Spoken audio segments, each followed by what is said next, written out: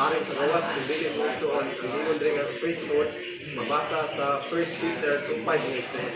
Doon diri sa 1 Peter 2:5, you yourself also as living stones, men mga buhi daw nga mga bato mga igsoon, are being built up as a spiritual house into a holy priesthood. So naay holy priesthood nga pasabot diri igsoon. So offer up the spiritual sacrifices sa tuyo nga maghalad ng igsoon o mga espirituhanong sacrifices acceptable to God through Jesus Christ.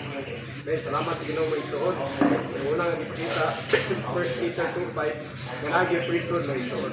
Para asa man yung the Holy Royal and Gospel priesthood, it is for the building up of the church mo igsoon. Nasayod na ta nga kung matukod ang iglesia mo igsoon mo ni ang kaipita ang pagpadayag sa Diyos.